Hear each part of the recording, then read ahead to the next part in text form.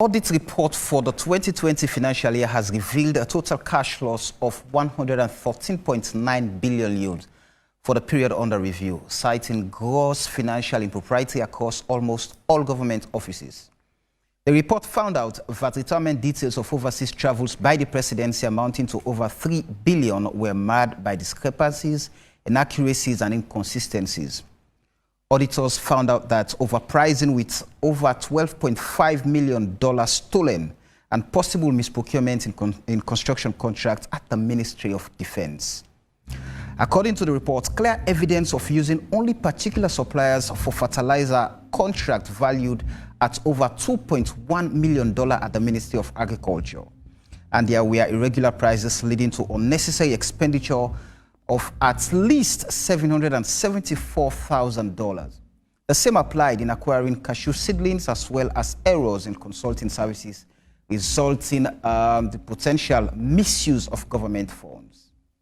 In the Ministry of Education, the auditors found excessive and inappropriate use of restricted bidding practices in the acquisition of teaching and learning materials, as well as similar practices for the construction of water wells and pumps. Leone police demonstrated the inappropriate use of sole source method for Kenwood batteries, amounting to 569 million yuan. The report also revealed violations of regulations in the contract extensions amounting to 247 million yuan.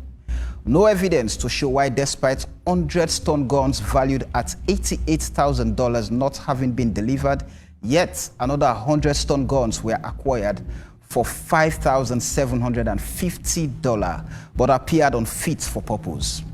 Tonight, we will probe, as time permits us, into the 2020 audit report. My name is Samuel Wise-Bangura, and this is AYV on Sunday. All right, good evening and a very warm welcome to AYV on Sunday on Channel 53 on TV and on Radio FM 101.7. Today, we're talking about the 2020 audit report. And this evening, I have with me in the studio the Executive Director, Center for Accountability and the Rule of Law, Ibrahim Tomi. Good evening and welcome. Good evening. Thank you very much. I'm pleased to be here. All right, I have the Executive Director for Institute for Governance Reform, Andrew Lavali. Good evening, Andrew, and welcome to the show. Good evening, Samuel. Good evening, viewers and listeners. All right, I have Lawrence Williams, a media analyst, someone who's been closely following the issues of audit in Sierra Leone. Lawrence, good evening and welcome to the show. Yeah, good evening, Andrew. And all right, and so you're watching or listening, remember you can always make your contributions to the program by commenting on our AYV Facebook page. That's the Africa Young Voices Media Empire Facebook page. Drop your comments, drop your questions. Later we shall find time to go through some of them. Or alternatively, you can phone in when we open the call line later. And the number to do so is +232 30 622 766 +232 30622 All right, it's getting interesting. We've not started the conversation already. We've gotten so many messages on our Facebook page. And I'm going to start off with you first, Andrew. What? For obvious reasons, there were controversies leading to the publication of the audit report. There were concerns between the Audit Service Sierra Leone and the Ministry of Finance, owing to the fact that the Ministry of Finance demanded that the audit fees collected by Audit Service should go into the single treasury account. There was that trouble. And later, we saw the presidency suspended the Auditor General and one of our deputies on allegations of professional misconduct, and the tribunal is being set for the investigation to go on. And finally, the report is out, being tabled to Parliament. What's your impression with basically what you've gone through so far with the report? Well, basically, to me, the report doesn't come as a surprise at all. In the sense that when you look at broadly, let's really take a step out of the audit report. Right. I just attended a wedding ceremony yesterday night, and I saw a lot of drinks being stolen. It's common in many weddings. Right. And at one time we did a survey on funerals, and those weddings and funerals are the moment when family members actually need support. Those are the times, for weddings, that's the high point. For funerals, that's the low point. That's really the moment you need support from family members. But we see people going into funeral coffers and pilfering resources. So why do you think the public offices should be different? So what the Auditor General captured to me, typifies the Sierra Leonean identity. So we've seen audit after audit. Let's forget about the acrimony that existed. In fact, it was also even acrimonious because we saw quite a lot of letters. There were concerns about leaks of official financial documents and stuff like that. There were accusations of the Auditor General not,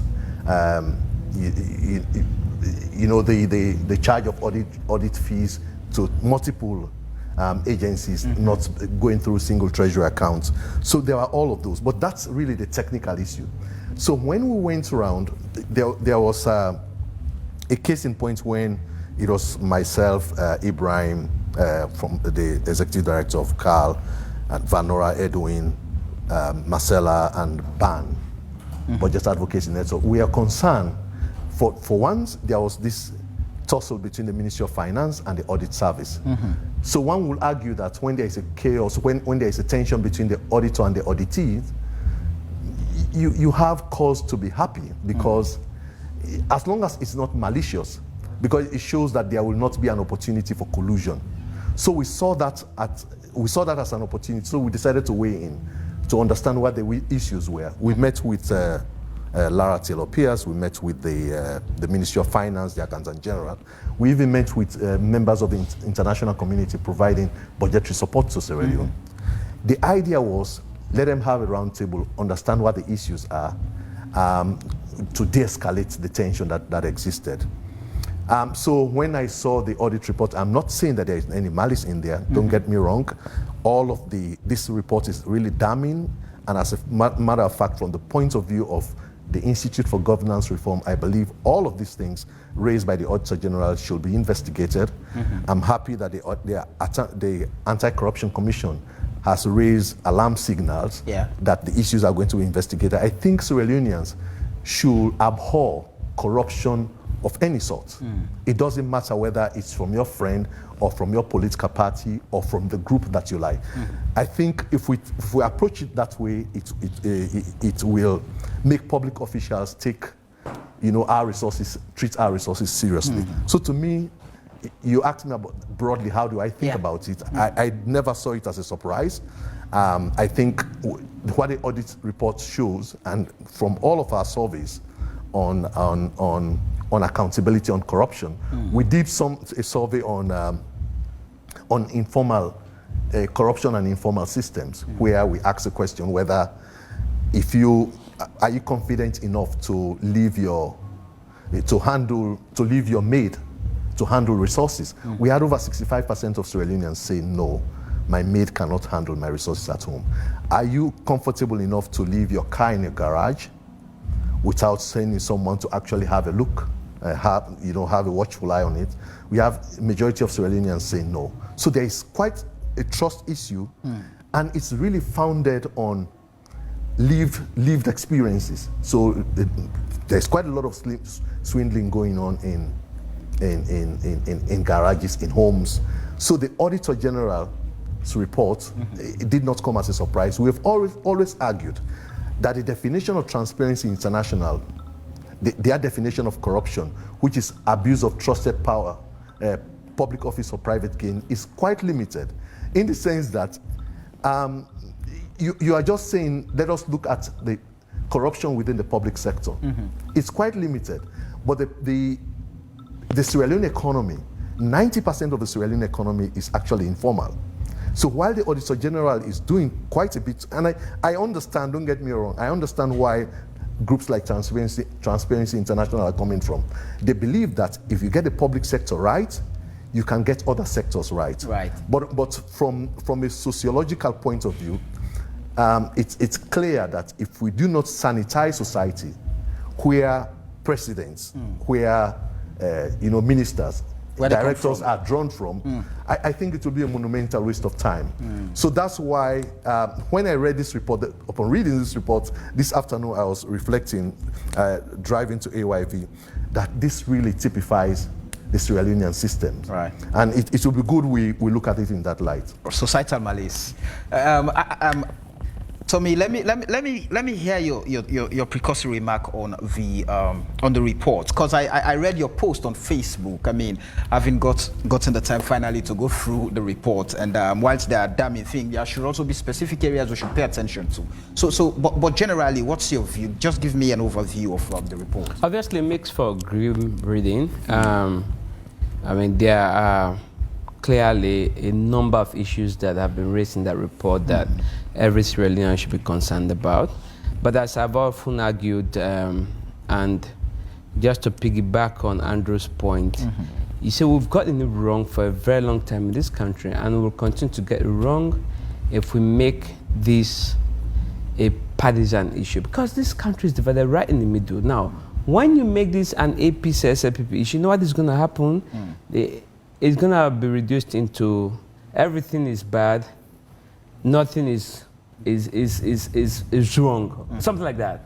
One side of the divide, while that noise is ongoing, you have people in the middle, perhaps the 1-2 percentile, who are basically making the country dry. So what is really important is that as Sierra Leoneans, it's a Sierra Leonean problem. Accountability or the lack thereof is a Sierra Leonean problem. Now, it becomes a government problem, and this is really what I like to say. It becomes a government problem if the government fails to investigate and hold the alleged perpetrators accountable. What do I mean? Now, the Auditor General has done a good job of putting together this report. Our laws provide that there is a Public Accounts Committee, there's an Anti-Corruption Commission, there's a Transparency and Accountability Committee. Of course, we've got the media and civil society. But there are agencies responsible for ensuring that the persons or institutions or offices or vote controllers who have not properly accounted are held to account. Now, when you don't do that, and this is really, to be honest, this has been the problem.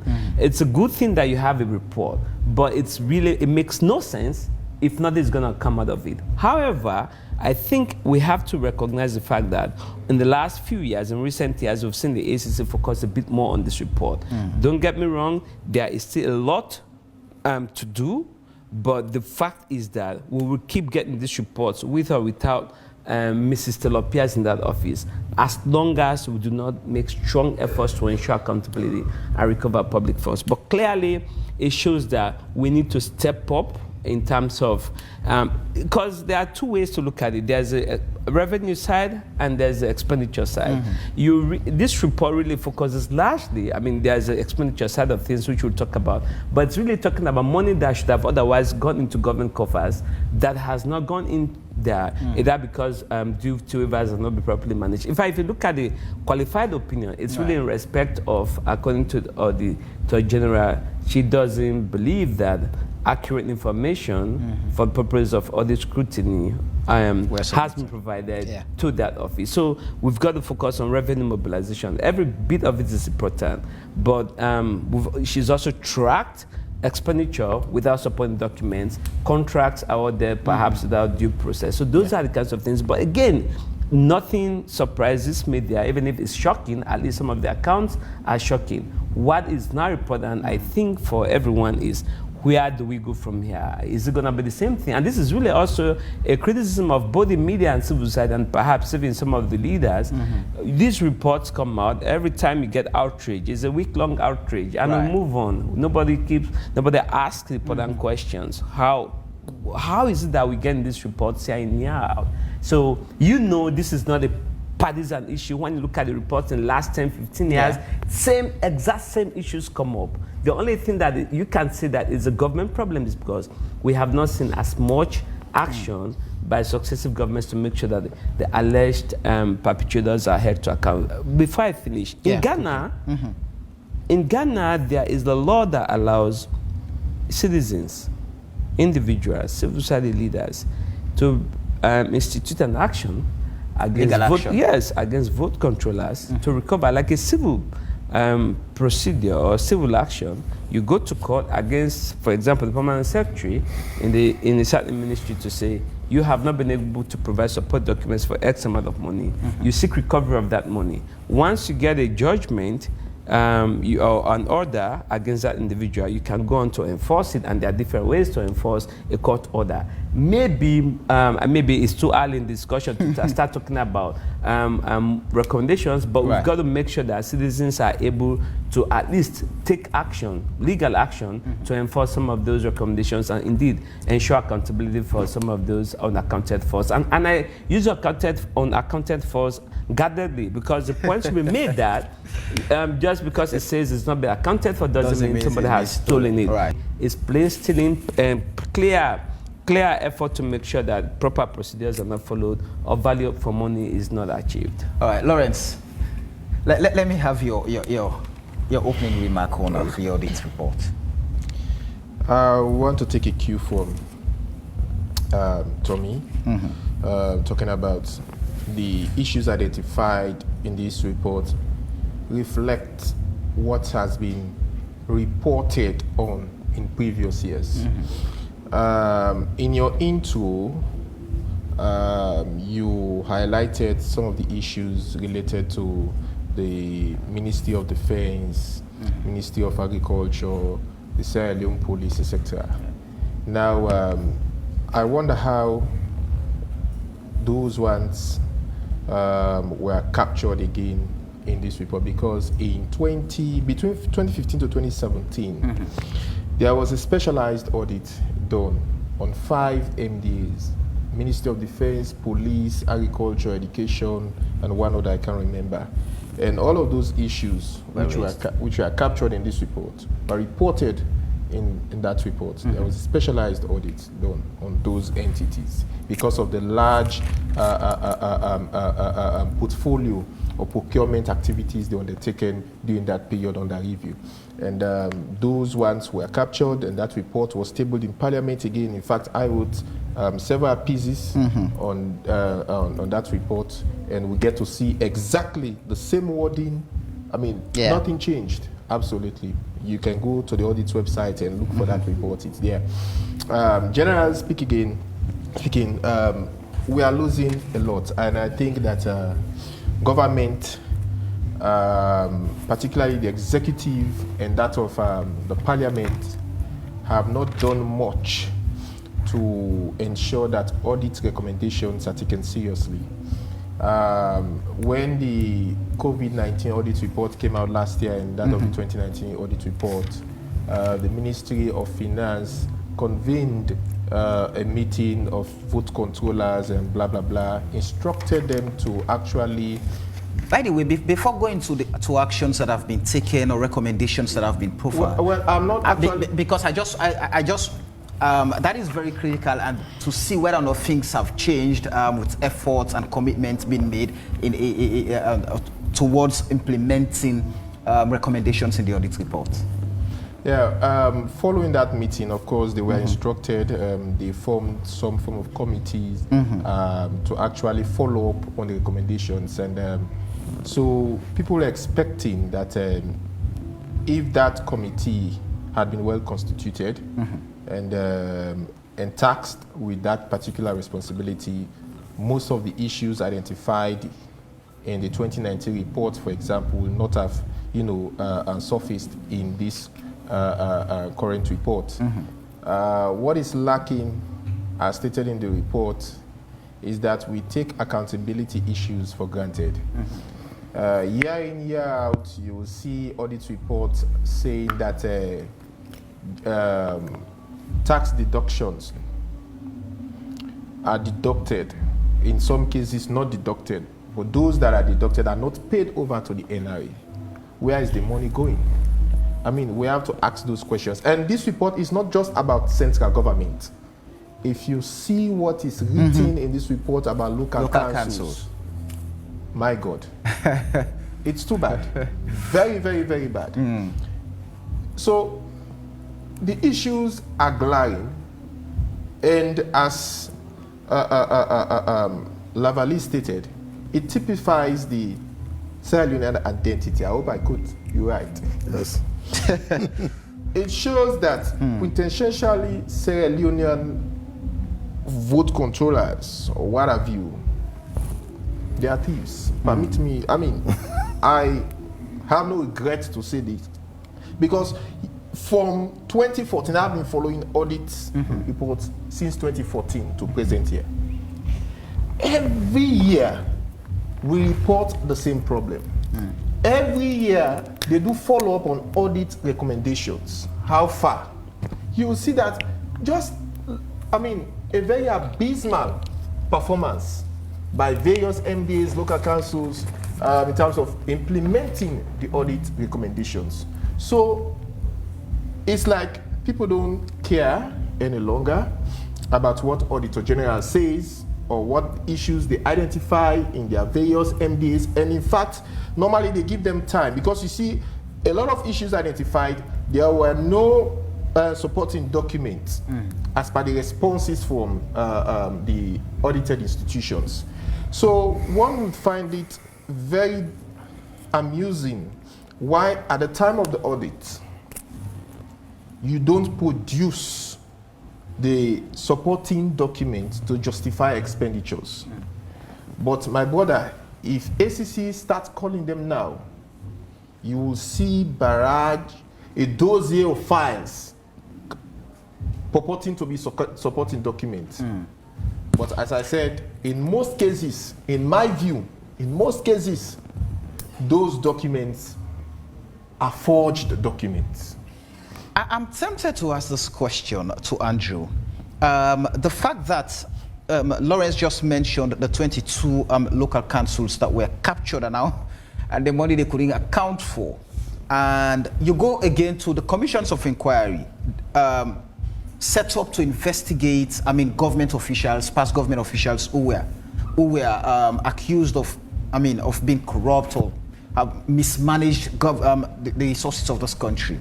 The audit report again is saying, those commissions should account for, I think, about 890 million, Leone.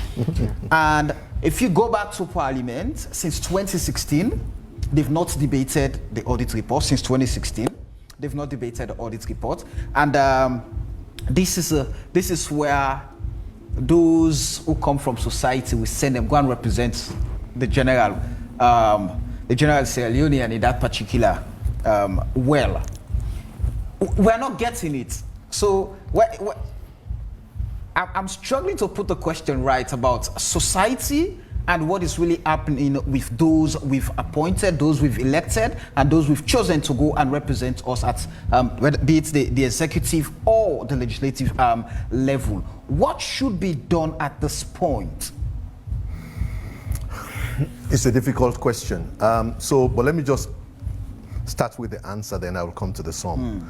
You know, if you are persistently having a situation where a book is allocated for and the book is not procured, and that book belongs to you, and you do not ask question, where is my book? Then there's a huge question of citizenship. So we see societies that have developed, those societies having clear lines of accountability, that you collected taxes, or to buy, a bottle of water. Did you buy the water? And the people ask questions about that. But here, the audit report is seen more as a technical document rather than as a real political tool that should, weigh into the conversation between citizens and, institutions that should govern their lives. We saw, for example, in 2016, where the special audit that Lawrence mentioned on fertilizers in particular, showing that over 60% of the budget meant for fertilizers did not materialize to farmers on the field. And you see a lot of Sierra Leoneans say, no, we need to import rice, but the fertilizer, the budget for fertilizer is not materializing to farmers on the field. But we do not ask questions. We saw the report on education. Last week I was in Falaba. We saw the deplorable situation for schools. So we do not ask questions. And you have your children in the school, you have a child in the school, and yet government allocates, for example, right now we're talking about 22% of budget allocation for Education. for education. So if Sierra Leoneans do not ask that question, and all we care about is SLPP and APC, there's a fundamental problem of citizenship. So and beyond citizenship, the question of institutions. So for example, Parliament. Parliament, the audit report should be the Bible for Parliament. And in the sense that the Auditor General should be the one that, provides data on all ministries, departments, and agencies, including local councils, and then see their financial performance.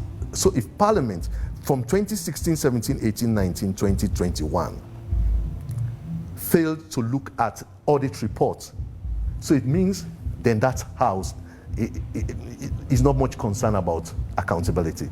So what happens over time, we've been hearing rumors of auditors going to MDAs and those MDAs saying, okay, you write what you want to write, I'll go to Parliament, it means nothing. So we actually undermine the audit service. So it's a bigger governance question that beyond just merely saying there is leakage there is leakage there. So to me, that's why I see the audit report, when the reports were out. I remember 3-4 years ago when the reports are out,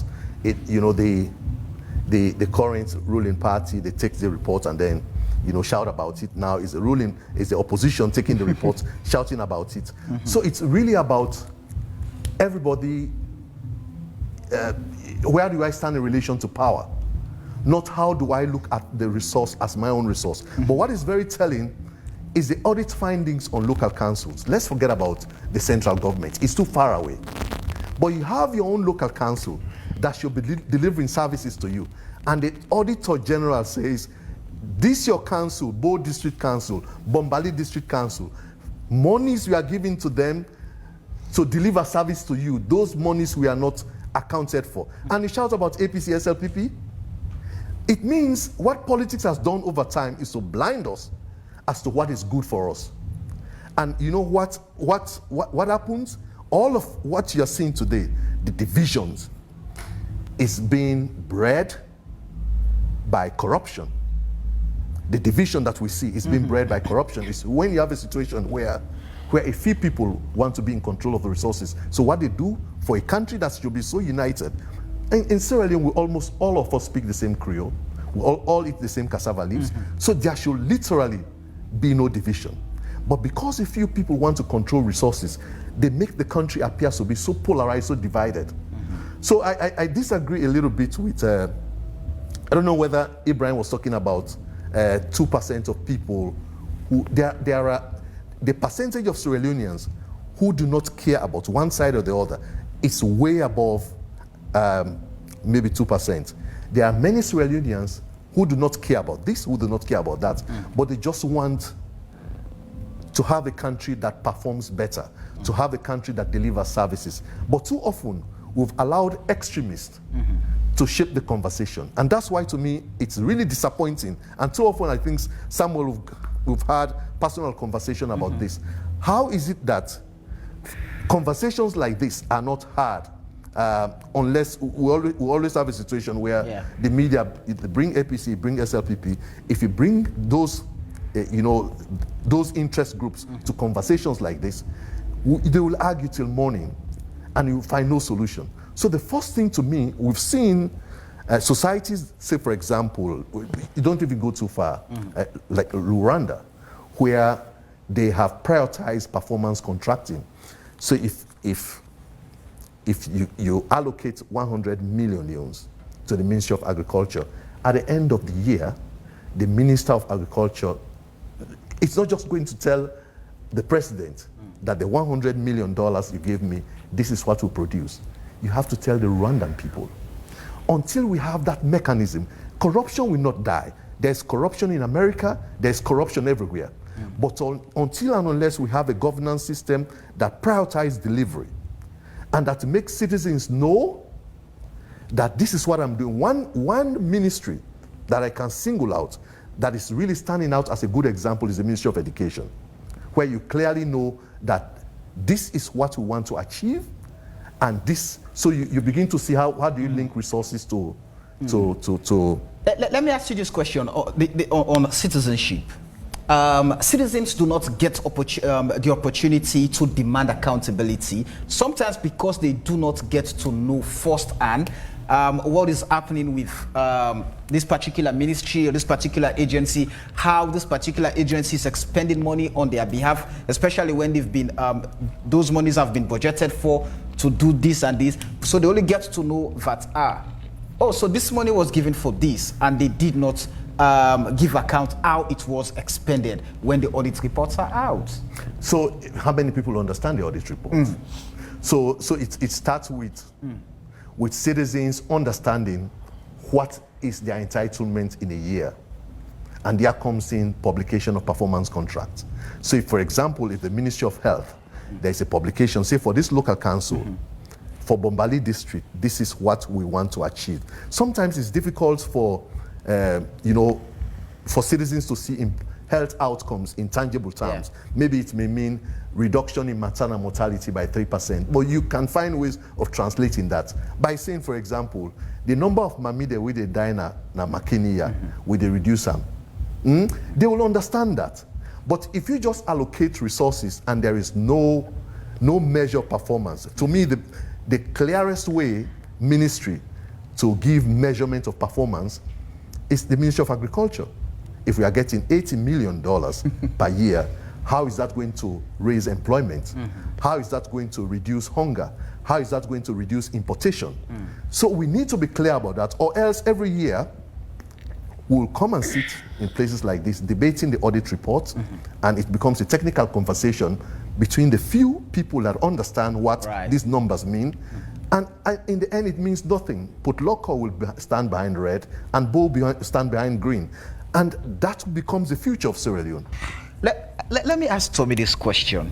You know, in recent times, we've had the National Public Procurement Authority, for example, saying they've been able to save huge amount of money due to the fact that they've been very prudent, very proactive in some of the contract and procurement processes that MDAs have undertaken. But if you take a look at this audit report that came out, it sends a different message that, oh no, wait a minute, that has not been happening, because MDAs are still flouting procurement procedures and processes, and they're doing so just to be able to do away with our money. So what is happening with that? And that has been the major challenge when it comes to audit and accountability issues in Sierra Leone. Absolutely. You're right. You have to give Mr. Ibrahim and his team at NPPA some credit. They've done a good job in the given the circumstance that we found ourselves. And he's gone public about this. They've gone public about this. They've done publications showing that if they had not stopped certain procurement requests, the country would have lost X amount of money. And he's done that consistently every year. And no ND has actually come out to challenge him on the specific content. That is not to say, and in fact, perhaps that is the reason you're seeing what the Auditor General has not reported. So instead of making sure that these procurements or proposed procurements are done through competitive bidding, what you have now seen is splitting. It's splitting in multiple portions and then do sole sourcing. Because you can do sole sourcing for within a certain limit, right? And because they want to evade the scrutiny that MPPA provides, that is why, and it's not just, I think even this year, just this year, a few weeks ago, they took the Finance Act to, in a way, amend the National Public Procurement Authority. Yes. So that the Procurement Authority doesn't now have oversight over certain procurement. Ministry of Defense, for example. When I think 2 years ago, the NPPA stopped some procurement that saved the government billions. About 50 billion or so. Huge. So, you know, when we say this, it seems like it looks really coordinated, like people know what they're doing. And so back to Andrew's point, I was saying we really have just 2% of people who control, who make these decisions. Parliament, the executive, the vote controllers. I mean, those are the 2% I talked about. I wasn't talking about only 2% are not interested in APC, SPP, sort of dichotomy. But listen, I have often made the point that human beings don't behave generally purely out of the goodness of our hearts. It's accountability. If you do something wrong and there is something to hold you to account, there is an incentive to do the right things, right? But if you keep doing something wrong, consistently, repeatedly wrong, and there's little coming out of it, that's where we have a problem. Institutions have got to work, and they have to work because it is the right thing to do. But actually, if you come from a country like Sierra Leone, where everything is a priority, you've got to really sit up straight and get it right. Because, I mean, we can go from education, electricity, everything. I tell you, there is such poor appetite within MDs. I mean, we cannot make this point enough that we've got to understand that this is not about APC or SPP. In 2018, after this administration took over, just so you know that it's a Sierra Leone problem, they instituted a special technical audit. This was in 2018. That audit report into just 4 sectors. I think it was energy, social security, roads, right? Yes. And I think one more. Communications. Communications. Yeah, telecom. I mean, depending on where you stand, they reported that a huge amount of money, some say up to $1 billion, was unaccounted for, or there was a loss. This was 2018, after this administration. Now, those auditors made recommendations. What we did at CAL was to do a matrix of those recommendations and really track whether those recommendations had been implemented by the new guys in charge. But listen, hold on. When I say new guys, you think that, once we got a change of government, new people came on. But no, we are still dealing with the exact same permanent secretaries, exact same officials. And then you had the political leaders, of course, who came on board. But ultimately, if you don't have the civil service function effectively. Now, let me tell you, when we sent queries basically asking them, what have you done about X number of recommendations? The only institution that came back to us was NACIT, with a clear idea of what they were doing and what they had done. All the others basically ignored us. They kept deferring appointments and all of that. What I'm essentially saying is that there is such lack of appetite in these MDs to implement audit recommendations. Now, this is where you have to give the Ministry of Finance some credit. At least we saw in the last 2 years, we saw them develop some plan of implementing the recommendations. We can have a discussion about whether the implementation has been effective, whether that has in fact deterred all of the alleged impropriety that we're seeing, which means that, I mean, you can't fault them for at least recognizing that there's something that needs to be done. I mean, this is in the past. We know the disposition towards audit reports. They at least said something about it. We now know that they have to do more. They haven't done enough to make sure that public officers do the right thing. And unless we do that, we will come here every year. But it's not just the Ministry of Finance that has to do it. I think we have to go back to Parliament, the ACC, all the other institutions, and even us, civil society and the media. We must accompany the implementation process. The Auditor General and her team do this all by themselves. Now, when it comes to implementation, I think it's got to be all of us. All of us have got to take interest and make sure that we accompany the implementation process. Otherwise, believe you me, we will be here again in 2022, December, talking about these issues. And it's just not picnic for me coming here every year to talk about these issues. But what should be done? What should be done? It appears we do not have a clear path to take, because Parliament, one would be tempted to say, has ignored the aspect of accountability. The government, through the Ministry of Finance, instituted some measures to ensure that, the recommendations are implemented. But evidently that is not effective, because based on the figures in 2020 alone, it shows that, no, these guys did not implement any recommendation to to have curbed any form of misappropriation. So what should be done? That's the question. What should be done for us to get, accountability issues right? So Samuel, let's keep in mind that I hope we don't leave this room giving Sierra Leoneans the impression that nothing has been done or nothing can be done about it. Sadly, some things have been done. There's a lot more to do about it. Even if you pick up a report, look at page 7, for example. I hope I've gotten the page right. You can see the Auditor General herself acknowledging what has been done.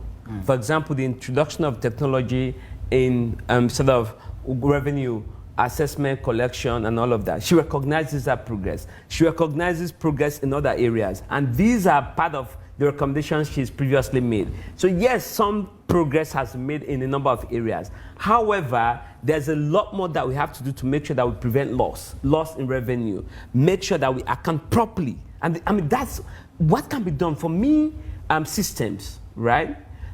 If we have, this is a cash-based economy, that's part of the problem. Maybe we have to do a lot more in terms of making sure that we have a cashless economy to the extent possible, so that we can trail expenditure. Secondly, we've got to ensure accountability for these things. We shouldn't shield public officials who deliberately refuse to provide supporting documents, or perhaps as part of a scheme to embezzle state funds, they pretend like they cannot generate supporting documents. Because it's really simple. All they are saying is there are rules, there are laws, there are policies. When you want to procure a pen, you have to follow a policy, a procedure. Now, once that procedure is followed, there should be supporting documents. Provide those. It's not rocket science. It is not even like people don't know. And I know we often come here and say, oh, let's develop systems. It's about laws. No. Me, I believe that as much as our systems can still be developed, we have enough to make sure that if we want to account for public funds or follow the procedures, we can. The Auditor General is not saying that there are no rules or processes for this. She knows that there are rules, there are processes, there are laws, there are regulations, there are acts of parliament. And it's not even lack of knowledge. They know, they've gotten training upon training. It's really just the lack of willingness to follow these procedures. And the only reason that lack of willingness exists is because we have not seen really some strong punitive action, not only by the Public Accounts Committee of Parliament, but I'm sure the ACC has got to do a bit more. And I'm pleased that the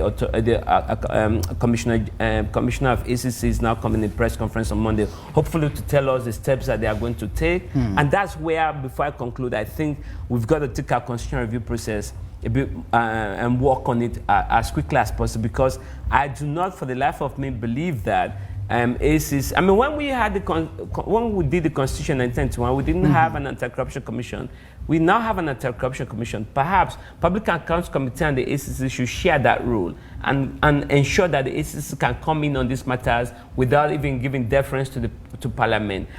But the role of Parliament is also important, because Parliament is the one body that can summon MD actors to come before them and explain how they are managing public resources. How can that House, Parliament, do that? When the House itself, the leadership of the House is saying, in fact, we do not know that we should even retire monies that we collect. How can the Parliament do issues of accountability? It's messy. It's something that baffles me, honestly, when Parliament says, it does not know whether or not they should retire funds, received on behalf of the people of this country. That's a good point, but it's a challenge across the board. It's really a challenge across the board, and maybe we've got to look at the current framework and see if we can introduce new ideas. Because I've been really thinking a lot about this. Are there layers? Are there additional layers we should create? Should we introduce? For me, I think technology is one way to go about this. Because if you have a technology-based system that only, for example, releases funds if certain criteria have been met, and you can only get access to certain funds if you have, for example, if you're procuring 5 items in the course of the year, if you do the first procurement and you have not followed rules, you've not accounted for it properly, you don't get money for the next procurement. For example, we've got to think more creatively. I mean, we've done exact same things for decades, and we come here every year, discuss without really having some really serious, thoughtful debate about how, because I believe that if you have these vote controllers who cannot access the next tranche of their subventions, as it were, because they have not fully accounted for. So maybe let's make sure that access to subvention is not as of right. You get your first tranche, you only get the second tranche if you have fully accounted for, and someone, perhaps in the office of the Auditor General, has vouched that you have followed standards. So that we don't do kind of, after the fact accountability. Let's make sure that Samuel, I just want to weigh in a little bit quickly, on the question of Parliament, just quickly. I think what we need is to generate political will. We need to generate commitment to fight corruption. I know, don't get me wrong, the ACC is doing its bit. The Ministry of Finance have recruited a team of internal auditors, and we've seen clear plans as to how to follow audit recommendations. So those are piecemeal gains. We saw reduction in cash loss this year. But clearly, if we have a parliamentary system where accountability committees continue to be dominated by ruling party MPs, I do not see the appetite for scrutiny. Right. So we've seen in other democracies where accountability committees, transparency and accountability committees are being headed by opposition MPs. Right. So I think we need to see how, as a mark of political will, how do you create a balance of power within Parliament? It's a big shift that should be made, but unless that is done, I think we'll face a situation where the report goes to Parliament, say let's keep it aside, keep it to the shelf, and then next year we'll come and sit again and nothing happens. You know, when you say that, I saw Honorable Kandekole Yumkela moving a motion to debate the audit reports, and you have members from the ruling party say, in Parliament say, no, in fact, this should be thrown out. He has not followed the due process and all of that. It's getting interesting. But Lawrence, let me bring you in. Let me single out, for example, Versailles Police. The Versailles Police procured stun guns, 100 stun guns for $88,000, and that was not, the guns were not delivered. But again, same 100 stone guns. About 2 weeks after. For $5,750. The same amount, same 100 stone guns. And the first one was for $88,000. 2 weeks after, when those guns were not delivered, they went in again, and we need 100 stone guns. But this time, it's at $5,750. I'm just looking at from $88,000 to $5,750, and the guns that were even delivered are not fit for purpose. Samuel, as I said earlier, those issues were captured in 2016, yeah, and I reported extensively on that one. I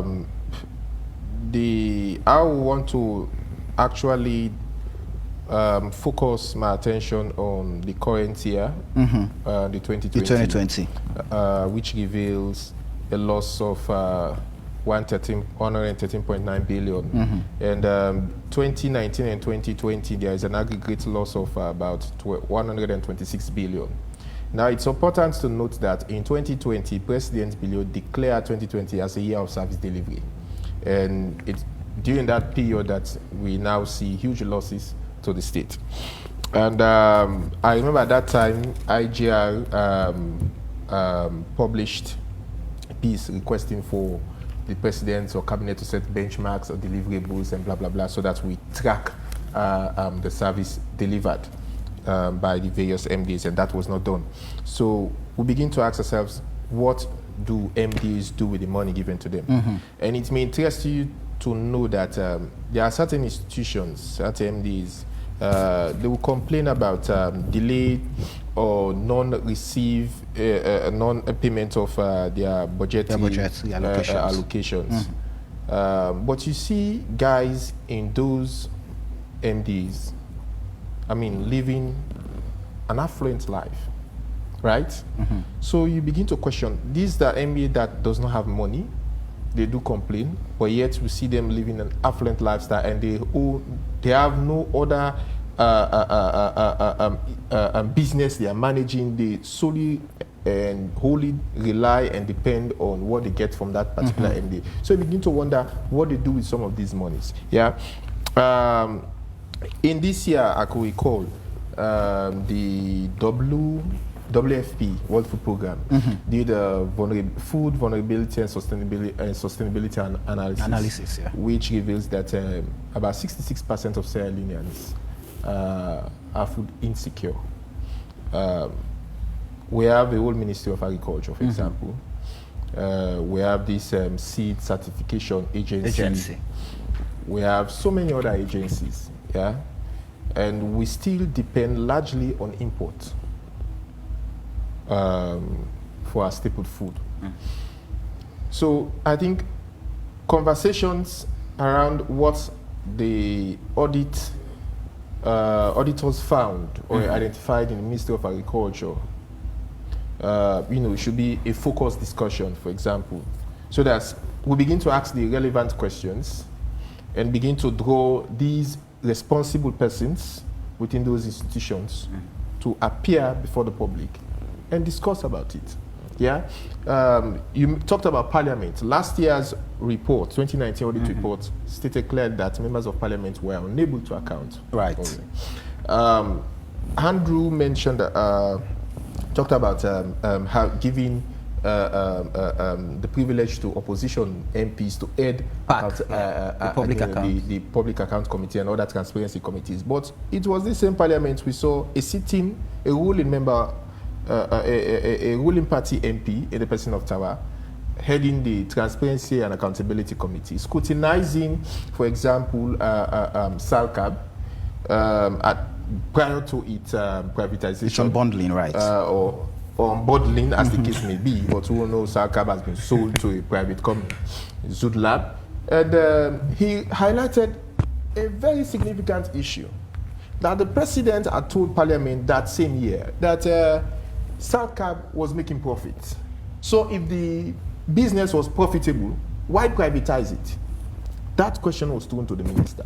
And because of his cabinet rank, he somehow, what in Creole would say, bobo the member of Parliament. Oh yes, so I was embarrassed. And we all know the hula baloo that surrounded that whole issue, leading to his forcing him, to actually stay away from that committee, to the point that the Parliament had to investigate his conduct, when he claimed that he was I'm twisted. Right. So all of these issues are at play, yeah? And there seems to, honestly, probably the SEC could, provide, that semblance of hope and confidence in the public that we are going to deal with this thing seriously. But if it's left to Parliament, I'm telling you, this Parliament I know and the Parliament we've seen, yeah, they are very seriously unserious. I can highlight one key issue. It's not just about audit report that highlight corruption issues. This same Parliament, when Honorable Rebecca Yei Kamara reported the pollution of Tara River, which resulted in cholera, and there were deaths reported and blah, blah, blah. The head of the Mines Committee, Salamina, was charged with the responsibility to investigate. In fact, about the Mines Committee, Water Committee, and two others were merged. So they undertook an investigation. They crisscrossed in the south and the north, southeast and north. And they tabled that report, yeah. The report found out that, Turkish, Ghanaians, Chinese, Liberians were engaged in large-scale illegal mining that resulted in the pollution of Jong River. And since the tabling of that report, and the report is actually gathering since the tabling of that dust report, there. you can imagine about 7 chiefdoms across 6 districts, were affected by that. And it is my supposition that those individuals, those illegal miners, are still engaged in their trade. Yet nothing is done. You have chiefdom authorities, yeah. You have the ward councillors or ward development committees. They are all aware about this problem. So just because some people are getting, something from those, illegal proceeds to fill their pockets, they don't care about the. So in essence, you're saying the job to look at the audit report and perhaps go after people and institutions that should bring back some money to the state. It's now, the only hope is still left with the same executive looking after itself. It's apparently the case.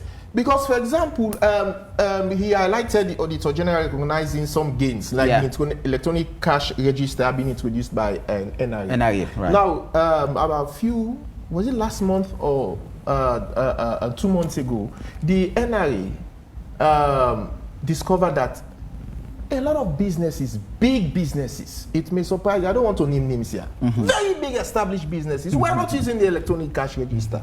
So they could not properly, they are somehow avoiding tax. They are evading tax. So as much as those things have been introduced, we want to see the full rollout of those things, and monitors go in to ensure that businesses, institutions that are supposed to utilize that particular technology, make use of it and report and declare to NRA the appropriate monies they generated and so on and so forth. Again, I want to see a situation where civil society, for example, could, say, okay, we go to Bo, for example, let's take Kiss FM, which is one of the most widely listened radio stations in Bo. Say, okay, there are issues around accountability that relates to the Bo City Council. Let's see how we could have Kiss FM, for example, hold a discussion on that. We decentralize the discussion or conversation of the audit reports. Go to Zimi Radio in Pujeun district. There are issues with the Pujeun District Council, so that locals get to understand the content of this report and be able to, question those their local councils who are there to actually provide service for them. And there are CBOs, NGOs that are working in those districts. They can support the media. The media too has a responsibility not to wait for, monies to be given to them to engage or to actually organize such discussion forum. But I believe that with the support of civil society and other partners, believe me, it's time we begin to depoliticize this issue. Because what I observed on social media since the day the report was released, it was like, APC de Tifu, but SMP don't Tif Passway. It was, that was the discussion. It was, who that Tif passing company? And that will not augur well. So one set is agreeing that indeed we are thieves, but we have greater thieves. You understand? So we need to actually move away from that particular discussion, move away from that mindset. And the public easily get carried by those discussions simply because of their political allegiances or interests.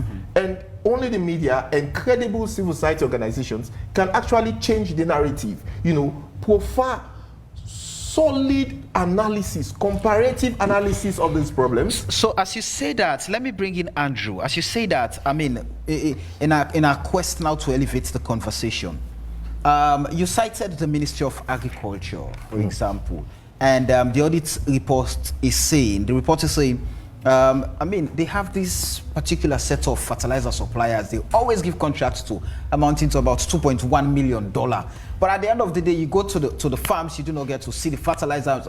You see the farmers, what they try to grow perish as a result of not having fertilizers to support the growth of the stuff they put up in the farms. How then do we ensure now in elevating the conversations to hold all of these individual institutions and let them talk to the public, let them tell us exactly what is happening and why are they doing these things that are not good for the development of the country? See, thank you, Samuel. That's a very important question. So, for the Ministry of Agriculture, to be fair to them, there is a policy shift towards more of privatization, private sector owning inputs and distributing inputs rather than the state procuring. So, what I would like to see subsequent audit reports. What will they say about that system where the private sector should now go to the bank, get your tractors, and then they say in agriculture there's a saying that says small is beautiful. So, and there's another saying that says technology is scale neutral. So what that means, it doesn't matter whether you have a small plot of land, you can still be in position to hire a tractor to work on your farm on an hourly basis, that if it is well coordinated. But we had a situation where we've had, say for example, 400 tractors being bought, and we've seen chiefs say, I get a tractor and I donate a tractor to my chief or to my friend. And when you're traveling from here to Bowes, from here to McKinney, you see some of these tractors, transporting firewood without actually working on it. So I saw, there was one that was so vivid. I saw, dozens of bricks, cement bricks. The tractor was taking that. So it's difficult for productivity to thrive in that context. So that's why, for me, the big question is, how do citizens see the state? And I'm happy Lawrence mentioned that there is need for us to deconstruct the conversation to the local level. If you go to Bo and then you say, for rural roads, feeder roads, the government gave 500 million euros to your local council for feeder roads. How many kilometers of roads we are constructed and where? Ask your local council that question. So, but if for many people, the state is so far away. Not many people are interested in how many people are in the president's delegation to America. If you go to Falaba, they are more concerned about, if I go to the hospital, am I getting drugs? Are my kids getting food to go to school? So I think that's really a killer point, that we need to deconstruct the conversation and bring it down to the level that people understand. So on your question of fertilizer, I think there is no better place to have the conversation on, even to the level of private providers. If we're saying now we are getting to the point where private providers are providing inputs, providing seeds in catchment areas, we need to have disaggregated data for those communities so that they will be empowered to ask questions. I think take your point, I think that was Lauren's point as well. A lot of citizens do not understand what to ask for. So if you're a farmer, you do not know that you need to go to some place to get a voucher so that you can be entitled to seeds, you will never ask that question. In fact, you'll continue to beg for something that you are entitled to. So that information asymmetry has created a level of powerlessness on the part of citizens who do not know the questions to ask. So to me, the question of agriculture, like in many other areas, you mentioned, for example, defense and security, defense procurement and security procurement. This has been I think to me, the worst area of corruption, if you like. We saw, for example, in 2015 or 16, leading to the mysterious death of, S.O. Williams. There are rumors that he had documents involving millions of dollars of defense contracts. So you have these things where the taxes we collect are channeled to few individuals. And to be honest, let's really be frank. I agree with Ibrahim when he mentioned 2%. We have just the 2% of people who are getting this contract. And too often, these are not Mendes or Timinis. People who every day want to kill themselves for red and green. They are not in that class. Go to Tuke and see who are the landowners of Tuke. Sometimes, even in Freetown, you need to seek land, say I don't want to sound xenophobic, say for example, from an Indian, from a Lebanese. So what these people have cleverly done is to handle economic power, and then they leave political power with you. So you are fighting for political power. State capture. So you stay, your place is to be at Krube, and you and the pigs be fighting for a place to sleep. And all what you care about is how do I fight for a red t-shirt and a green t-shirt. I think we need to elevate the conversation a bit more so people to understand what they are losing.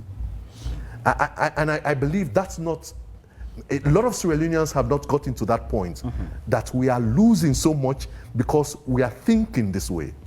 We're doing a study which we'll publish very soon. It's on ethnicity and appointment. A lot of Sierra Leoneans do believe that if my brother or my sister of the same ethnic background or the same background is in position, my lot will develop. What we have done in that paper is to track the distribution of appointments since independence by chiefdom, by district and region. And then we are again using parallel data from Statistics Sierra Leone to see whether, with all of this appointment, what has happened. Stats Sierra Leone has some interesting data. Say, for example, the use of funeral expenses. So if Binkolo, for example, have had about 50 appointments since independence, you begin to ask, so if there's a funeral, do you have the capacity to address that funeral?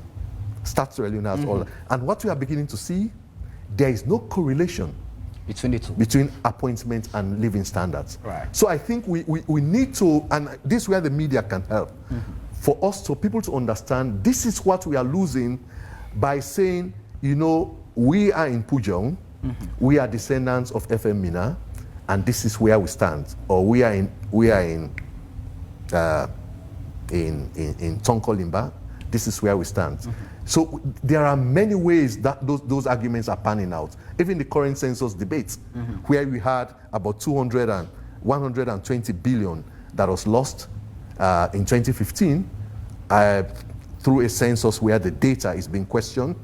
Now we're generating another data that is about 120 billion, and then there are concerns about what do we do about this. Right. So I think we need it. To me, it's quite a sorry state. We actually need to sit and have a sober reflection on how do we address the things that we are losing. How do we get Sierra Leoneans to agree on how they can move forward? All right. Tommy, I know if we're to talk about the pilferage in this country, it's going to be outside the audit report, evidently. Absolutely. But let's get to talk about the Ministry of Education, the sector that takes about 22% of our resources annually now. The audit report is saying when it comes to teaching and learning materials, I mean, there are issues basically that are not clear, and if our kids are to get things right, and if we're to get the sector right, we should make procurement very clear, and we follow the processes and procedures, because the same applied for contracts to those who are doing pumps and water wells. So how can we get things right? Because these are the critical sectors to actually build the foundation of our nation. I mean, I think the issue there, it's about source sourcing, right? Source sourcing. And again, let's keep in mind when these reports are out, and that's where the role of the PAC, Public Accounts Committee of Parliament, is critical. They will now invite, hopefully, the minister, his permanent secretary, to come before the committee and explain to the people why so many sourcing or sort of form of procurement. I don't know the rationale, but obviously it is suspect. That is why the Treasury has flagged it. In other words, if you are procuring this sort of worth of goods, you should have perhaps gone through competitive instead of going sourcing and perhaps unduly influencing the person who should be doing procurement on their behalf. Usually it's not even the case that, you haven't done the procurement. It's not the case, you might have done the procurement, but they are saying there are rules, there are laws, follow the regulations. And because you want to make sure, and this is really for private sector, and this is what people don't understand. In other words, someone might be saying, what's wrong about doing so? So at the end of the day, what is important is that the person has delivered. There's no question about delivery. No, the point is that you have people who run businesses, who've set up businesses, they have companies, they have a right, to bid on public procurement because they all pay taxes. They're entitled to it. When you do sourcing, and I'm not suggesting that this is what has been done, but the suspicion is that you may unduly influence the award of contract to only people who you want, right? Your own cronies, the people you favor, and that's what they really want to discourage. I mean, Lawrence talked about something that has got me thinking about really accountability. In our traditional system of governance, is accountability alien to our culture. Like, if you are in a small village, I mean, going back decades ago, would you really get up and ask a chief, what did you do with the money that you collected? No, it's a serious point I'm making, because when you talk about decentralizing the conversation on accountability, maybe it's much easier to decentralize the conversation on justice than it is on accountability. Because, and this is where I think decentralization has also failed us as, in governance. When you go to the RCPP-dominated councils in the Southeast, it's pretty much like you should even question the mayor or district council chairman. He's one of us. He represents our party. Guy. You go to the Northwest, I mean, it's our party. Our party is controlling this. So that is why, even at the national level, we focus a lot more on what the central government does. And obviously it's the right thing to do because the central government controls a lot more funds than local councils. But that is not to minimize the importance of accountability at that level. Perhaps if we cannot, we have to succeed at the central government level, but we've got to also succeed at the local government level, because if accountability is really succeeding at that level, we could even talk about the possibility of them increasing revenue mobilization and making sure that whatever they collect through government funding or even non-government funding, they can really use that to bear on the lives of the people. But there are governance issues coming out of this Auditor General's report. For example, I was looking at the report where it says the Australian Maritime Administration and the Ship Registration Bureau in 2020 couldn't pay or account for $408,000 and has raised the issue of expertise. The report says part of the problem is that there is lack of expertise of some of the people controlling that bureau. So it's a governance issue. How do we recruit people, right, who is running that? And it's a problem. I did shipping law at the law school. I had a shipping law professor who was really passionate about the maritime administration, because I think this is where our government needs help. It's okay that some people may put themselves forward, but it's not okay if they don't have the expertise. What is right is to make sure that people with the expertise, with the integrity, to manage these places and make sure that they generate resources for us. So right across, it's not just about people with expertise or competence. It's also about lack of this culture. There's really, we've got to generate an institutional culture for documentation. We looked at 8 corruption-related judgments a few years ago just to pick out the governance issues. We realized that for 80% of the persons who are convicted, there was an offense relating to lack of supporting document, right, for public expenditure. So what is it in our public institutions that they, because if it's part of an institutional culture that for every penny you spend, there is something supporting it, it's a culture in that institution. There's no way, for me, I think it's a shame. It's really a shame. How can it's these scandalous issues be that systemic? you spend and you can't account for it. It shows that it's deliberate. For me, I think it's deliberate.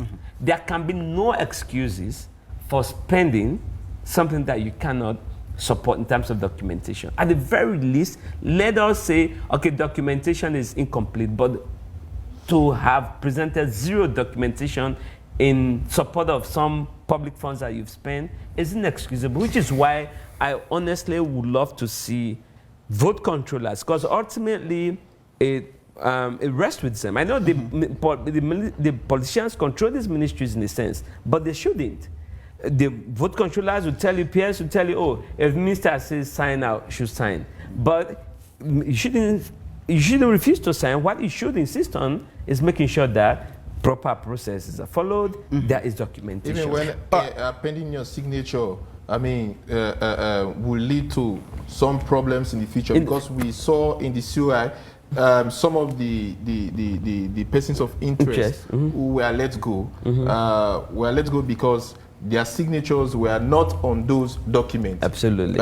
So you begin to sense some kind of suspicious activity that because I'm your boss politically, I would rather compel you, and if you fail, I get you transferred to some ministry or rather see your demotion. Absolutely. So that's an issue. And that's where it's a very good point you've raised, and that's where I think the what's the name of the body, the one that Mr. Tucker heads right now, HRMO, the Human Resource Management Office. That's where they come in. They've got to make sure that they protect our civil servants, especially the permanent secretaries. If you don't protect them, they are going to be bullied. I mean, this notion of a minister can basically recommend some civil servant to be transferred willy-nilly, I think it's something that has got to stop. Because if a minister meets a permanent secretary who insists on doing the right thing and is deemed to be a lucrative ministry, that's where you get the problem. Right. I'm not saying the ministers are always at fault, but I'm saying there is such influence and power that ministers wield that we've got to make sure that the HRMO protects our permanent secretaries and incentivise good behavior. Let's recognize those who are doing well, and perhaps that is the only recommendation that I will make. I know the Auditor General's office may be short on staff, but I like to see, even if it's a small section, on just ministries, departments, agencies that are doing right in terms of, so it's not just the naming and shaming. Let's incentivize good behavior. So when we are giving awards, and you know there's this explosion of awards, let's really recognize this. Even if it's just one ministry or department, let's do that. It's a way to go. Let's bring in our viewers and our listeners just quickly in the conversation. The number to call is 030622766, 030622766. Interesting. I'm going to drop your call. I know it is always difficult. Just move away from your TV or radio set to be part of the conversation, please. Good evening, AYV on Sunday. Hello, caller. All right. Good evening, AYV on Sunday. Hello. All right. We're having so many callers. I don't know what is happening. Let's take some messages, and we'll come back to the calls. Dr. Freddie Lawson from UK saying, "Hi Samuel, I'm watching your program and it's very interesting. Look, one of the major problems of our countries, like Sierra Leone, is the lack of consequences for wrongdoing. What you can get away with in Sierra Leone is impossible in developed countries. It will take dozens of years to sort that out. We can digress on that later." All right. Hello. Yeah, good evening. Good evening. Your name and where you're calling us from, please. My name is Malaika, and I'm calling from Scandinavia. Go ahead. Well, actually, the Auditor General's report has actually manifested the importance of society when once they take off their political garments. I could recall a few months ago, consortium of civil societies did a perception survey, and the report came out. Indicted the office of the president, and also the report of the Auditor General has almost the same content with that of the civil society consortium. You know. So therefore, we are actually asking, we would like civil societies to distance, to try as best as possible to distance themselves from politics. You know, the likes of Wase, who had actually many months ago, years ago, has distanced himself from television cameras, and also the likes of Lavali, who is actively defending government affairs. Please, we are kindly asking, Mr. Chami, please, push, continue to push so that these issues can be debated up to parliament level. Thank you very much. Thank you. It's always an interesting thing when people start labeling people just because of their view. So we can only give a minute to the caller, please, and we can accommodate at most 5 more calls. Hello, good evening. Yes, this is Hindolo calling from Nibana Street. Go right ahead, sir. Yeah, I really want to thank the Auditor General, the former Auditor General, who is still appears for her good work. But there are a few questions I just want to ask. And of course, it's why is it that 10 billion leons was given to her Goma for a month he is doing for his medical bill, but it was never reported. And also, Anesbai Goma went on medical for 6 weeks in India, but no report was given on that transaction. And at the same time again, why is it that we did not see anything on the Freetown City Council in the previous or current Auditor General's reports? And finally, why is it that Large Europeans decided to move from an office space that cost $40,000 to $100,000. Now, if we're talking about accountability, these are some of the things we should be looking at. You know, accountability will not just be focused on one sector because you want to target an institution. So for me, if we want to discuss this Auditor General's report, we should move beyond like Andrew is saying, and for me, it's also saying that let us focus on the city or on the councils. Okay. What are they actually doing? Because this is what we want to know. Yeah, time is up, sir. Thank you very much. Good evening, AYV on Sunday. Yeah, good evening. Yeah. My name is Eddie Virginia calling from Freetown. Go ahead, sir. I'm making my submission in Creole, so Mami Fatu, Go ahead. as of course, clearly understand my Your view. 1 minute is running out. Yeah, thank you very much. People that the kind way how the people they analyze this issue, I would get for doing Sierra Leone and them. It's too much embezzlement with money.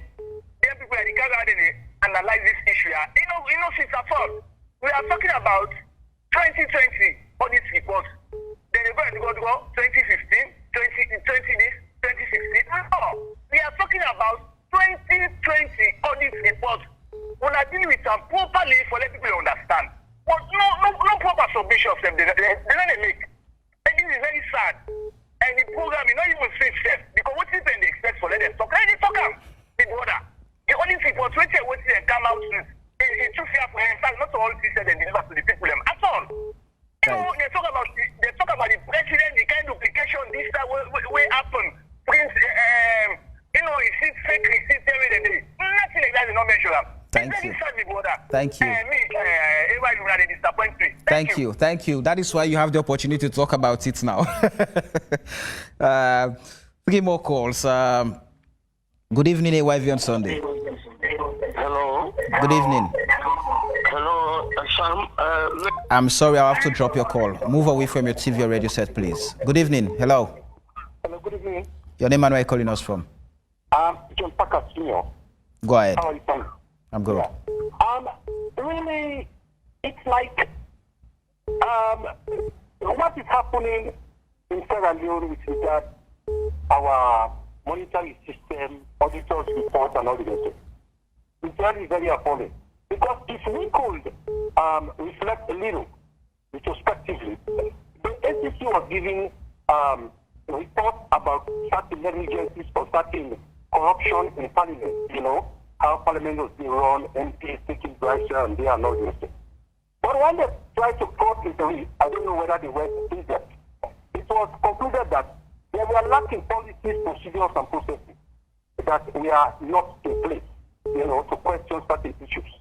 And they made recommendations, and they even recommended setting up of ethics committee in ministry, departments, and agencies that they are to serve as watchdog and to monitor and advise where necessary on certain procurement issues or certain projects that are being carried out in those ministries, departments, and agencies, at least to see if they could find any incidents of corruption or tendencies towards corruption. So it's like, even if we talk about this whole bulky Auditor General's report, and ACC is giving the assignment to carry out, probing into... Your time is up, sir. Good evening, AYV on Sunday. Good evening. Yes, sir. Go ahead. I read Ibrahim to me and Andrew Lavali, they say something has been done. What really has been done? In fact, if you look at this report, thing inside this report, we know one day come out for all this report. So what thing actually they were done? And this is the problem at this country. We expect Lavali and Ibrahim to be sincere with this country. The way we want to discuss all these reports is far different to the result business. I only expect to have about 2015 again. This is 2020. If una sincere, una civil society, una be sincere, believe me, politicians will take this serious at this country. All right. Look what happened at Parliament. They say for debate the report. Other people are saying, if you know they don't find that table. If you know they don't find, I make no for debater. Let's debate the issue and find the way forward. All right. Because you know, ruling party say no. Thank you. Thank you. Hello. Hello, caller. Hello, good evening. Please be audible. Good evening. Yes, I'm listening to the program. I think the baseline is the political will. The politicians call the shots. Yes, we have institutions. They are set up by the politicians. The baseline is the political will. That's all I have to say. Thank you. Let's accommodate this last lucky caller and take some messages. I'm afraid I would have to drop it. I'm afraid. Good evening, AYV on Sunday. Good evening, AYV. Yes, your name and where are you calling us from? This is Umar calling from James Street. Go ahead. Yes, I just want the media, especially AYV, to look at this issue very seriously. We've seen what the media caused in Rwanda. And if we need to be careful, for let the people understand the current issue with it at hand, these are 2020 Auditor General's reports. And we just to address them instead of moving back to a report to be done past. So here is the goal. Let's focus on this. This is not in the target. Your responsibility is to let the people know what is going on and what in the report pool and make sure we address them how it can and forget about the previous one. So we have to be very much careful within the media house there. Thank you. The problem at the right track and cause what thing happen in Rwanda. Thank you. Thank you. Expecting much of you. Thank you. Thank you very much. All right. It's interesting. Unfortunately, we do not have enough time to accommodate all the callers. I mean, those who are still calling. But let me run through a few messages on Facebook. How come that Lara did not report on the missing 1 billion on that? Okay. Wise, if you have sense enough to realize why flies gather around the restaurant, you should be able to appreciate why men run for office. It's all about the money. Oh, Salon, okay, Bashu, your message is not complete. Boss LA is saying, trust me, Samuel, if our politicians, since independence, were honest and trustworthy to the people of this country, we should have not been like this, living in abject poverty. And the citizens of this country, because Sierra Leone is just 7 million plus people like that of the military in Nigeria, because we have minerals that can take care of the nation. But from Oseli Adwazak, I'm afraid we cannot accommodate more calls. I see a lot of our international viewers are calling now, but unfortunately we will not accommodate you. Please, AYV, can you please start playing Governor Clarkson's prayer? The people of Sierra Leone have done all what they can to put this government on their toes, but to no avail. Don't ever underestimate the power of Governor Clarkson's prayer.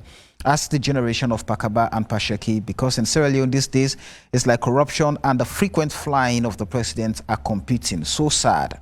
Sequence Dumbuya is saying, Ibrahim, Tommy, and Andrew Lavali, Abubakar Siddiqui Kanu, please be respectful. Yusuf Fofana is saying, with all this reckless and rampant corruption in this present government, but still the president is busy. Now he is cleaning the image of the country. It's a shame to the BO government. How come Chono Sankara, I would not want to read anything that I cannot substantiate. Yeah? So if you have fact, please forward. Sako Alimami Kaba is saying, we want to transform Sierra Leone. AYV on Sunday, please, I want to make a request that every Sierra Leonean to donate a complete set of computers to digitize our monetary fund transactions to save us from the saga of huge sums of money. All right. I'll take 5 more messages. We have hundreds of them, close to 1,000, unfortunately. Samuel, if you have, okay, I think I've gone through that. What difference does it make to the dead, the orphans, and the homeless, whether the mad destruction is rough under the same of under the name of totalitarianism or in the holy name of liberty or democracy? How come the same message over and over again? This government was voted because of accountability. I'm surprised to know they are worse than the previous government. I cannot imagine people are justifying state looting by comparing what previous government has done. This country, sorry, brah, Alusan Conte is saying, what difference does it make? Okay, I think he's trying to complete the message. Totalitarianism or in the holy name of liberty or democracy. That's the same thing. This is a private broadcasting TV station. Let's speak to the issues, guys. We all know that AYV is privately owned. Well, I'm at home. We need the middle of the road section of our nation to fully understand the egregious issues covered in the report. Assignment to impartial CSOs. Suleiman Barry is saying. Alimami Isa is saying a total payment of $352,481 for hotel accommodation and medical bill for President Madabio overseas trip in Lebanon, 2020 Auditor General's report. The above amount of money spent by President Madabio unfortunately to Lebanon for medical treatment is more than enough to build a brand new hospital in Sierra Leone. Lebanon, of all places for medical treatment, worth 3.5 billion yuan. This is an absolute disgrace to our nation. The last message I'll take is from Swissman. Samuel, I will tell you straight that the SLPP government is very corrupt. Audit report or not, audit or non-audit report, we all know exactly what is happening and what happened to our Chinese guys, which the government of China gave us as support to the free quality education project. I would have to hold the messages there and come back to the panelists and see what we can offer as recommendations to solving the crisis we are in as a nation. I'll start off with you, Andrew. You've had the callers, you've had the texters. I've gone through some messages. Unfortunately, I cannot go through even 1/3 of them right now.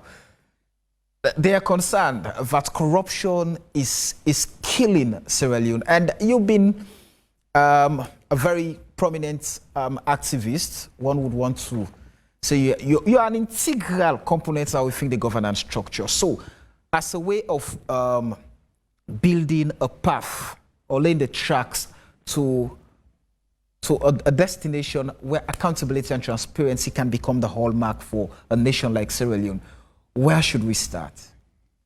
Thank you very much, and thank you very much, callers and texters. When I was listening to the text and the calls, without characterizing anyone, but being that we are all in Sierra Leone, so when I listen to the names of people that were saying this and people that were saying that, it actually typifies the divide in Sierra Leone. APC versus SLPP. APC versus SLPP. It did not surprise me at all, and I'm happy that the conversation we are having today is how do we elevate this? My brother, you can. It's all men that actually spoke. You can say all what you may. What the interest we have is for us to create a better society. Some people are of the opinion, and of course they have rights to be entitled to that opinion, that if we push a system that they are not part of, if there's another system that they are part of, our lot will improve. That has been the logic since independence. The reason why we are drawing inferences from the past, it's not because we want to castigate or to shift focus on what is happening today. I cannot say more than the audit report is damning. It's damning.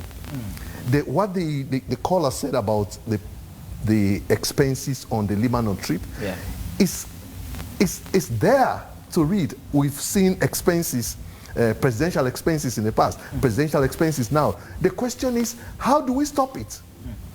So there's a difference between trying to correct a system and trying to score political points.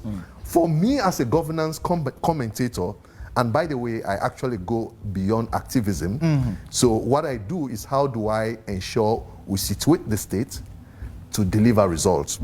So there's an interesting project in Nigeria, and I believe it's worth replicating here in Sierra Leone. It's called Fix the Politics. Do you think the problem, there are people who believe that the problem is SLPP. There are people who believe that the problem is APC. And believe me, if you bring them to the same room, they will argue about that till morning. Ibrahim mentioned something that is really pointed. That even at the time, by the time the regime after regime, we have civil servants that are in position. So first and foremost is how do we have a structure that is producing unethical leaders? What do we do about the structure? We've mentioned, for example, how do we fix parliament? And there was a debate somewhere in the conversation as to how do we get accountability committees in parliament. It doesn't matter. You can have, for the past 60 years, we've had 35 years of APC, we have 20 years of SLPP, we've had 5 years of military rule. It's the same problem. So the question is, what do we do? What can be done? Yes, so to me, the question is fixing the politics. So I think what we've succeeded in doing every day, the more I hear this, the more we, as citizens, we're actually restricting civic space. So basically we are saying, you, Mr. Kpana, I believe, or you, Mr. Tarawale, I believe because you are from Cambia, that's why you are saying this. Don't even talk. So it's unfortunate. And it's really unhealthy, because what we've seen under Kuruma to Bio, from Kaba to Kuruma to Bio, there are positives that we see that we can build on. For example, Tijan Kaba said, let them sing, as long as possible, no go na bush. Under Kuruma, President Kuruma can boast that there was no time that he actually locked up a journalist. Under Bio, we've seen the passage of the repeal of the seditious libel law. I think what citizens need is, how do we get the conversation beyond attacking the person? And I've seen there were few messages that are actually speaking to the issues. Right. But we have 7 million politicians instead of having 2,000 politicians, and all citizens actually talking about how do we get services. So the more you forget about being a voter and become a citizen, the better you'll be in position to say, these political parties are below me. How do I get access to health? How do I get access to education? The conversation we are having is that, yes, certainly we have a damning report. What do we make out of it? And I think from one speaker to another, we are saying, by next year, we should not be here talking about the same auditor, the same story. Right. How do we get it different? Lawrence. Yeah, sorry. I listened to 2 callers. You know, I could sense the anger, frustration as a result of what the audit report says and what it does not say. Yeah, concerning either political parties. Somebody was saying, oh, President Kumabin spent 10 billion euros, and this president spent this. Others say, oh, why they not audit Freetown City Council? But the fact of the matter is, if you look in the report, Freetown City Council was audited, and there are significant issues related to procurement irregularities identified. In fact, there were one procurement that amounted to about 4.3 billion, which the auditors queried. There are significant issues. So it's about, one, put off your political lens and let's look at these issues and discuss the issues as they are. And I'm not here to satisfy APC or SLPP. Yeah, that is why earlier I spoke about what I observed on social media, that the conversation was, you thief past me, you don't thief past me. So if we have a set of thieves waiting for the current thieves to get out of power so another set will come and perfect their loot, then it becomes a prolonged issue. And that could lead to war. Vicious cycle. The tribal card has become more pronounced. Somewhere I can tell you for a fact, the 2018 runoff was largely fought on tribal grounds. Women's situation room at the time, we went on ground. We covered all districts, almost all chiefdoms, and we had a call center receiving reports 24/7. I examined all of those reports and filed the significant issues. We report them submit them to the eminent women for redress mechanisms and so on. What we found out, Samuel, if I talk Kanaya, I'd tell you, that's what was why women's situation, in fact, our report was never made public. I tell you for a fact, if that report should come out, people will desist from this tribal stuff they are promoting. It's very, very bad.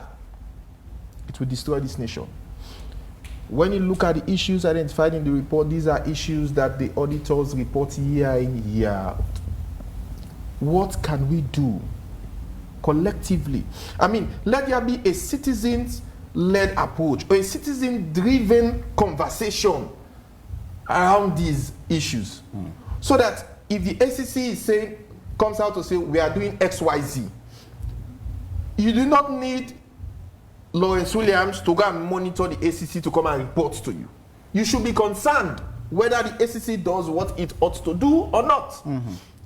I mean, all of us should be concerned. That is why I talked about, decentralizing the conversation.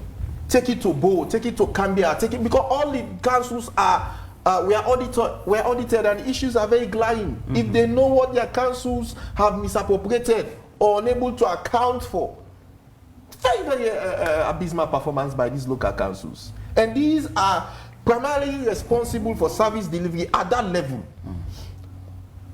Let's come to the office of the president. An office that should bear the highest integrity.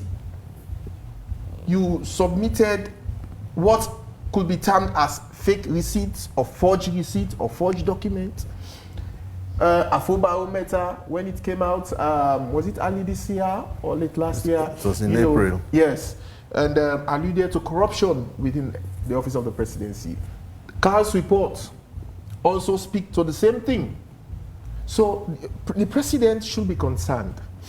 And for me, it's not just about APC, SLPP, no. I'm just sort of fed up with this APC, SLPP conversation. People are actually interested. Oh, the thief passed through, the thief. That's why it really don't get me. Look at the issues. This is why we are so poor as a country. And if you look at all the natural resources we have, I started a serial publication on this Black Johnson, the York, Guma, the minerals we have in this country are so enormous that we have no reason to suffer. In China, corruption is a death penalty. Corruption attracts a death penalty in China. 2 years ago, they executed a female mayor, one of the provinces, who was found guilty for corruption. Of course, Asia, not for talk. But when it comes to Africa, particularly Sierra Leone, in fact, we elevate thieves. We prostrate ourselves before them with a gladdy. Even when somebody would have been found guilty of corruption, We still say we not agree. Now, like Paran. Now, we man, just because we want to identify ourselves with the person as we belong to the same tribe, or we belong to the same ethnic group, or we come from the same community, or what have you, it's bad. It's bad. Tommy, let me hear you on because this. we introduce death penalty for corruption. Let me hear you on this. When we talk about the audit report, all the time we just focus on the billions reported missing. But we also fail to look at institutions that are declining. Their standards are dropping as a result of whether you go to the report, for example, the issue about the Bow Government Hospital. I mean, there is no EDSA power. Switching on to generator takes almost forever because there is delay in fuel supply. And these are the critical issues that should get our institutions up and working and save lives, but we do not focus on those. We only focus on the billions reported missing. How should we really, with what lens should we look at these reports when they come out daily to look at the fundamental problems that we need to fix as a nation? If you look at these issues through the lens of the gentleman who called to say they've talked about billions missing the office of the president, you're not talking about that.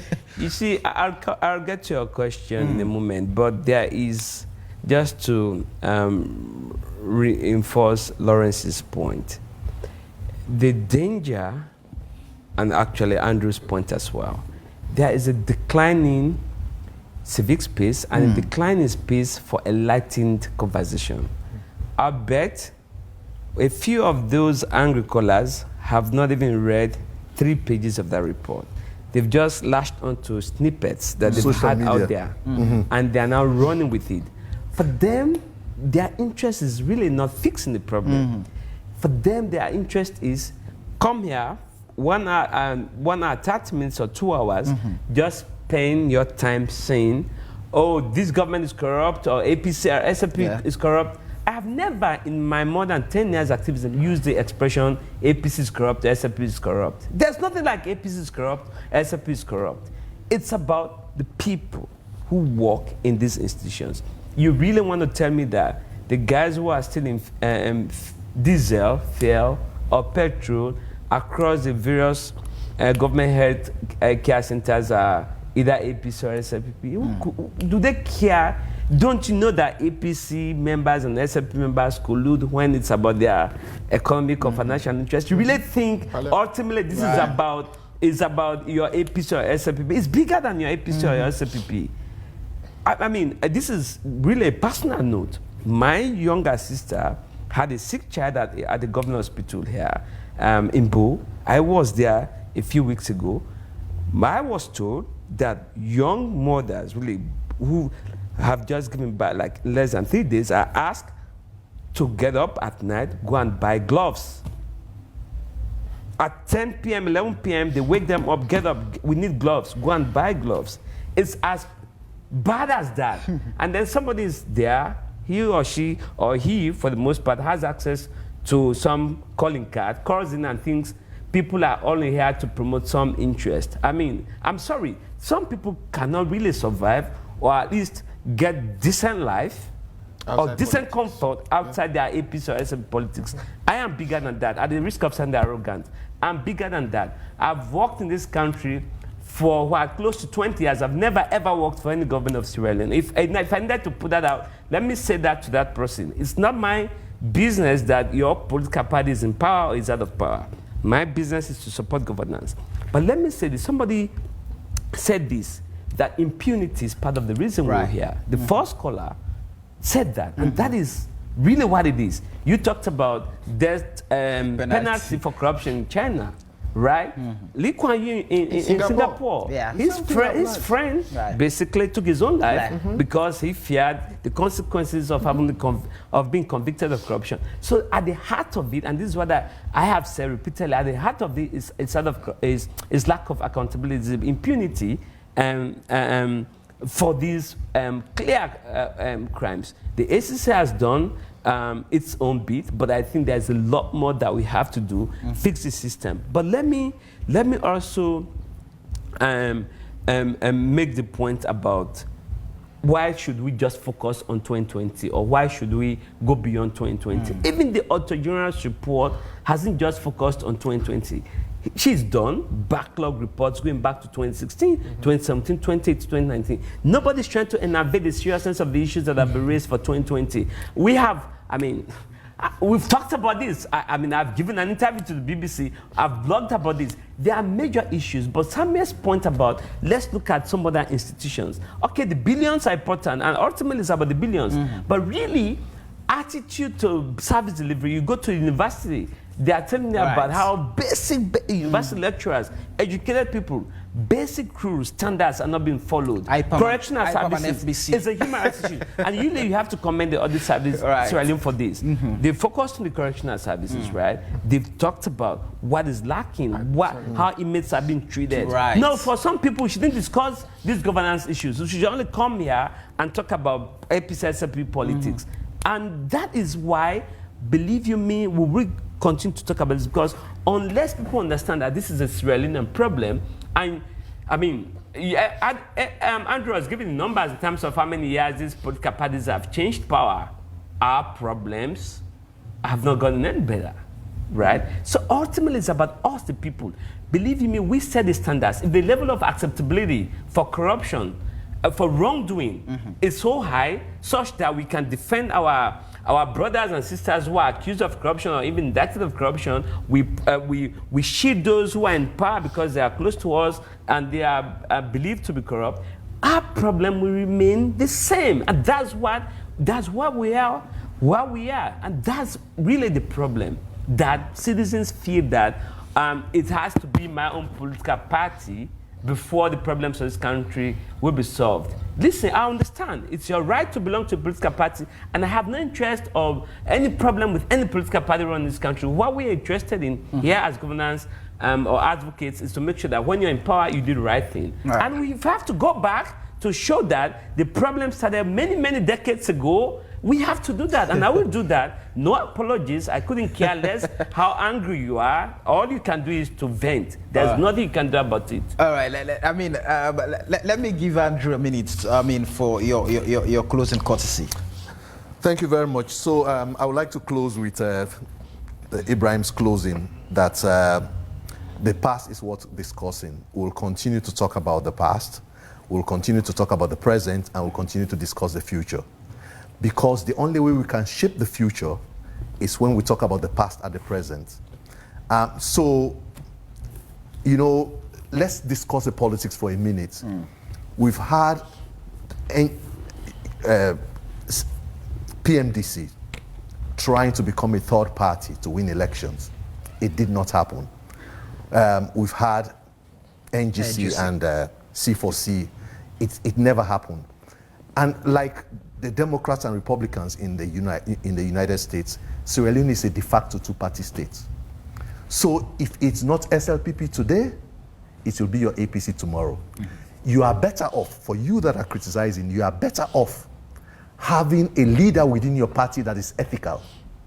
So when we are talking about what happened yesterday, what is happening today, the parallels and the similarities between them, it's not about you, it's about myself, where I live. As Ibrahim is saying, of course, yes, you can have your friends, you can have your brothers affiliated with political parties, but my institution, where I work, the Institute for Governance Reform, we published the Afrobarometer in March this year, and we are arraigned in Parliament because we spoke about corruption. I did not do that because I want to please anyone. We do that because it's our work, it's our job. So I know the tempers are high, and I know the emotions are very high, but I think I crave the indulgence and understanding of everyone. Let us lower down the rhetoric. I think what is important is for us to actually define the problem.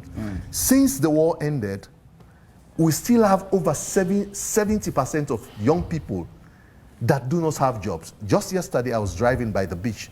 We have toddlers, 7 years, 8 years, standing in the dusty road and seeking arms.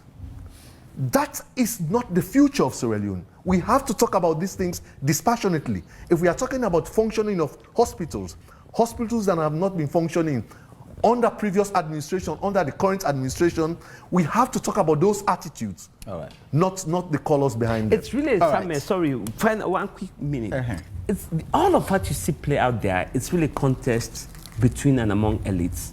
When, to be honest, it's really about it. The lot of the people at Krube on Abacha Street, you go, hasn't changed for the longest part. It's really the people who lose jobs, who lose vehicles, who lose free housing, who can't fly on state funds, and those who now fly on state funds, and those who have free access to, access to free car. It's really about them. So if you are out there and you don't understand that, remember that it's really I do my job. I have those people who don't have the access to those circles. I would have easily, Andrew, any of us. It's a matter of choice. If we choose to join the political class, we'll be better. We'll live as well as they do. But I don't envy anyone in government or outside government. It's a matter of choice. This is what I've chosen to do, and I do it dispassionately, fairly. God being my helper. And the other day, somebody was telling me, we have all of these good guys who can actually transform Sierra Leone, but have chosen not to go into politics. Choose not to respond to that. Just 30 seconds. Your parting shot. Let us deviate from this APCSSPP thing for a while, and let's look at these issues identified in the reports and treat them with the utmost seriousness. You know, we can discuss, apart from having the conversations around these issues on the media, at community level. You know, would they play draft? You go play Gonata base when they call. These are the issues that we should be discussing. But because the population, most people don't read. Most people don't read. They don't read, or they can't read. They don't read. Or they don't want to read. They don't read. They are lazy to read. That even among some media folks, I can tell you for a fact. They don't read, so they are less informed. And that is why they only run to town with rumors or what they hear from other people. You get me? So let's take these issues seriously. And it's a pity, though, because we have a government that promises, you know, accountability. It was against that backdrop that they were elected. So many people, including myself, were expecting things should have, you know, changed a bit. But for these issues to be coming up again, man, it's embarrassing. All right, this is where we end tonight's program. We say many thanks to our guests, Andrew Lavali, Ibrahim Tommy, Lawrence Williams, for your time. And for those of you who contributed in the program, many thanks. Until we meet again, remember a repeat of the show comes up on Thursday, 10 p.m. But same time, same station next week, a fresh edition of AYV on Sunday comes up. After the show is AYV Primetime News. My name is Samuel Weisbango. The show has been AYV on Sunday. Many thanks for watching and listening.